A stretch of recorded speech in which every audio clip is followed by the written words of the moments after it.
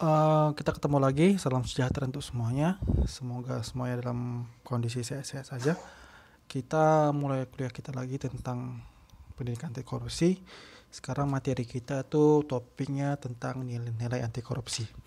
Nilai-nilai ini bisa dibilang nilai-nilai yang harus ada dalam diri kita masing-masing untuk sebagai pelopor mungkin ya, atau sebagai pendirian kita. Masing-masing individu harus memiliki nilai-nilai ini agar pemberantasan korupsi atau pencegahan korupsi itu bisa besar dampaknya untuk orang lain ya. Pencegahan korupsi itu bisa berjalan dengan baik, sukses gitu ya. Ya, jadi kita coba sedikit mengulas tentang nilai-nilai apa saja sih yang harus ada dalam diri kita tentang anti korupsi begitu ya.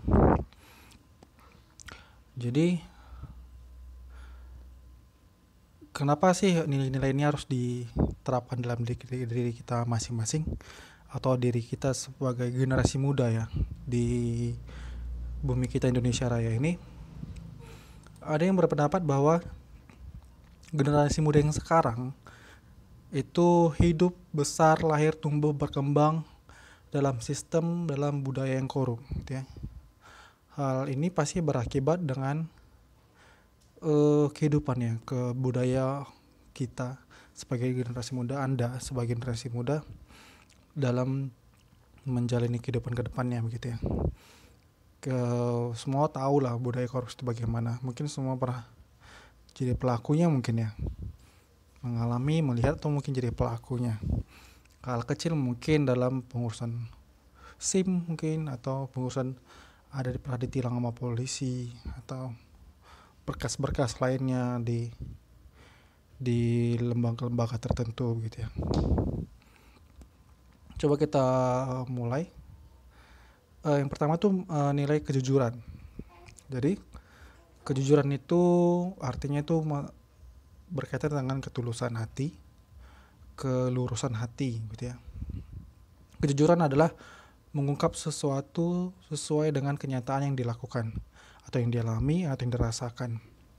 Kejujuran merupakan dasar setiap usaha untuk menjadi orang yang kuat secara moral. Jadi kejujuran itu perlu ditanamkan dalam diri kita masing-masing, dalam diri Anda.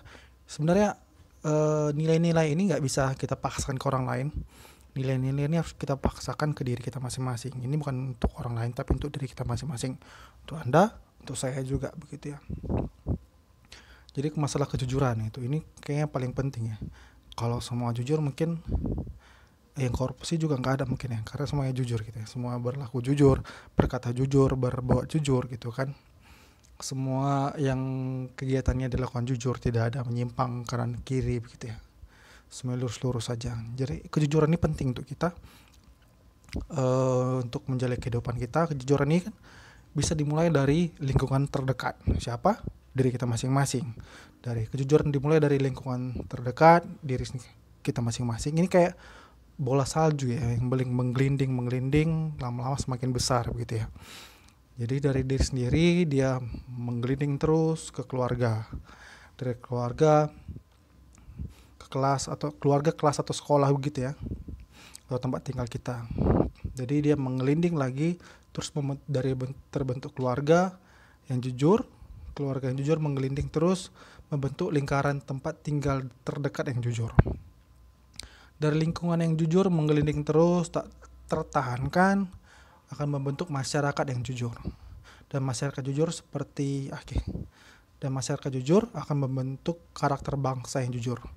Mungkin bisa menjadi budaya yang jujur ya, budaya kita yang jujur. Yang kedua, kita berbicara nilai tanggung jawab. Jadi tanggung jawab ini kan berasal dari kata tanggung dan jawab ya. Kata tanggung itu maksudnya berarti keadaan wajib menanggung segala sesuatu atau fungsi menerima pembebanan ya, sebagai akibat sikap pihak sendiri atau pihak orang lain. Jadi ini kayak sebab akibat begitu ya. Jadi kita harus menanggung sebab dan akibat. dari perbuatan kita, akibat dari perbuatan kita, kita harus menanggungnya begitu ya. Apapun itu konsekuensinya, mau baik mau buruk, kita harus menanggungnya. Itu masalah tentang tanggung jawab.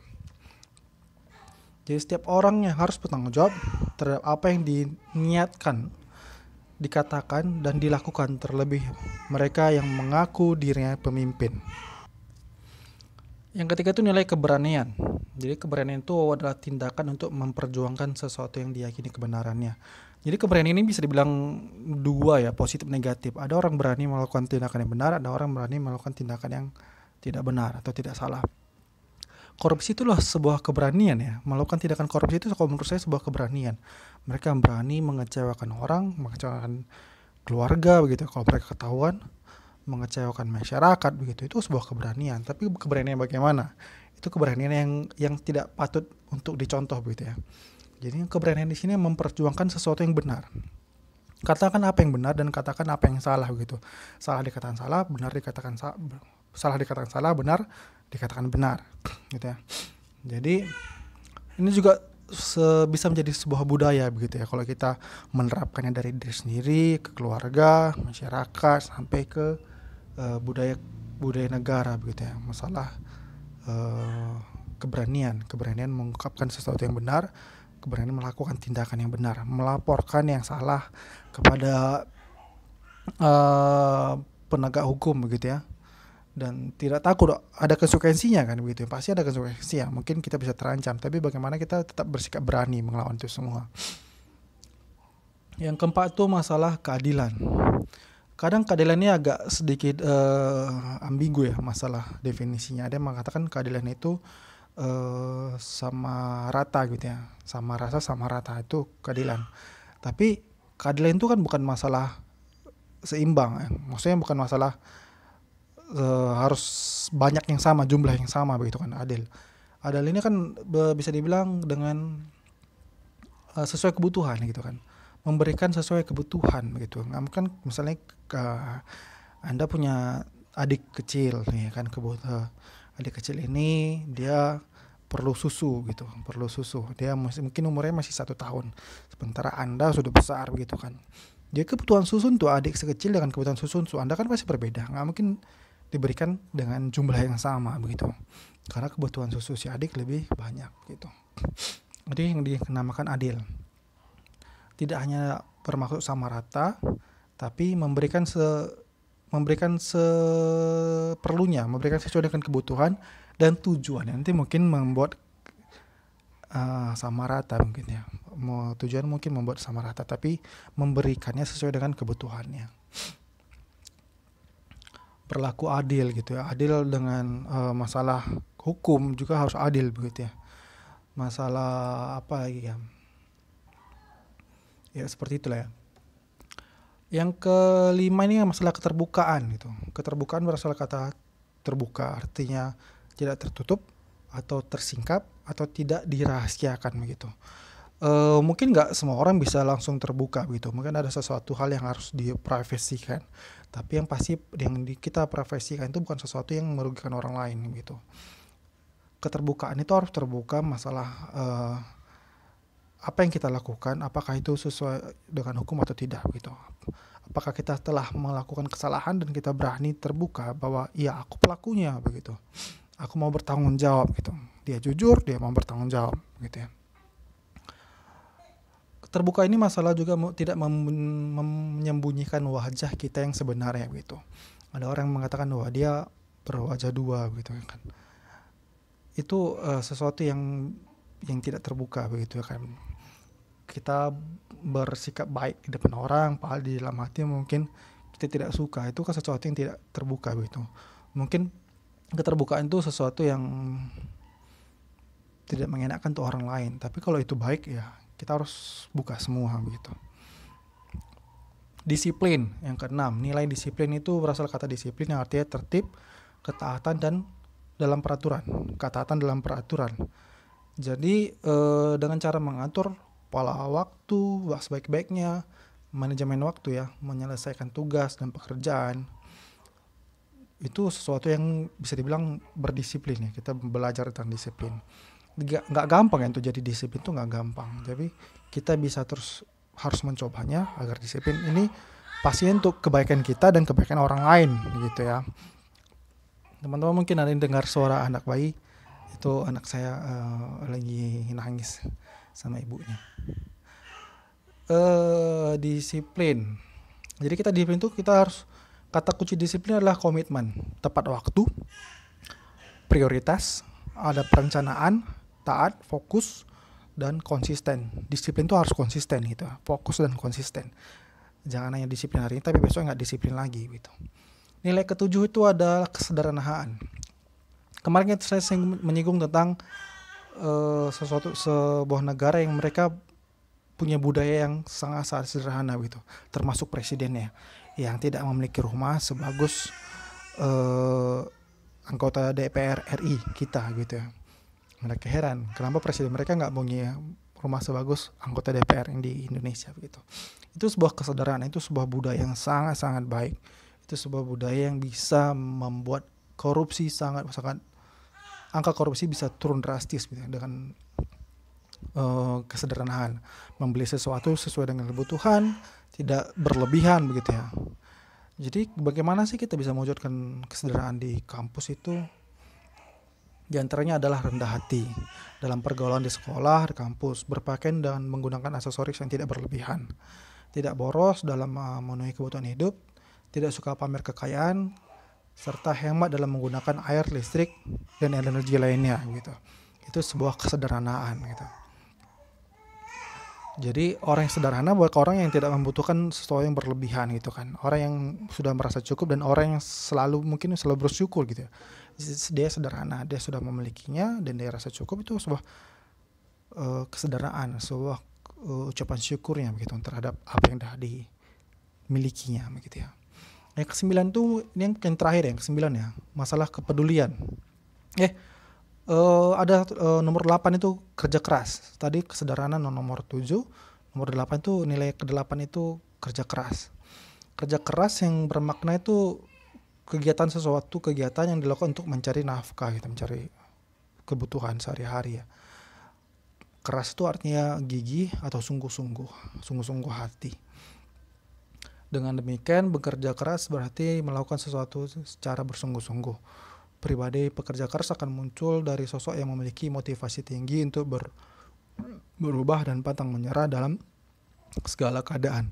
Jadi keras juga sama kayak tadi ya, keberanian ya. Kerja keras juga, koruptor mungkin mereka juga bekerja keras untuk bagaimana cara untuk korupsi gitu. Mereka berpikir keras bagaimana cara korupsi begitu. Tapi bagaimana supaya kita ini kerja keras yang positif begitu ya. Bagaimana kita memiliki motivasi yang tinggi begitu. Kerja keras juga harus konsisten gitu. Dari disiplin dan berkonsisten begitu ya terhadap kerja kerasnya. Bagaimana kalau kerja keras di kampus gitu, di sekolah? Itu dengan cara itu tidak mengambil jalan pintas ya. Kita belajar, kita ujian dengan cara jujur gitu ya. Kita belajar, itu sebuah kerja keras kita dengan tidak mengambil jalan pintas, itu sebuah kerja keras gitu ya.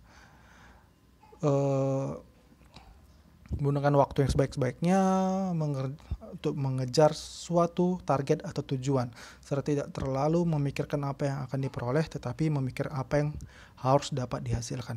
Jadi tidak terlalu fokus kepada apa yang harus saya peroleh, tapi apa yang saya kerjakan hari ini. Kita fokus apa yang kita kerjakan hari ini, dan nanti mungkin kita bisa dibilang kaget dengan diri kita sendiri bahwa kita sudah sampai di sini gitu kan, hasil kerja keras kita sampai di titik ini. Kesuksesan yang ada saat ini adalah sebuah kerja keras Anda yang selama ini begitu. Itu juga sebuah nilai anti korupsi gitu ya. Jadi enggak orang koruptor kan bisa dibilang mereka gimana caranya mendapatkan uang yang banyak dengan tidak terlalu bekerja keras gitu, dengan usaha yang kecil tapi dapat uang yang banyak. Itu kan sebuah tindakan yang malas bisa dibilangnya, tidak mau bekerja keras itu, mau dapat banyak tapi dengan cara yang gampang itu sebuah, bisa bilang sebuah kemalasan begitu ya, nggak mau bekerja keras. Yang terakhir itu masalah kepedulian. Kepedulian itu berasal dari kata peduli, artinya mengindahkan, memperhatikan, menghiraukan. Semua koruptor adalah orang-orang yang tidak peduli gitu kan, orang yang tidak peduli dengan orang lain, dia hanya peduli dengan kebutuhan dia hanya peduli dengan apa yang harus dimilikinya.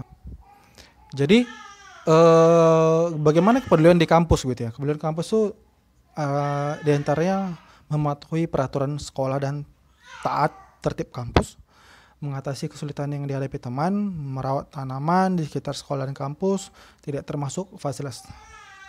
merusak fasilitas umum, serta merawat dan menjaga barang milik umum ya, barang-barang milik umum, fasilitas umum.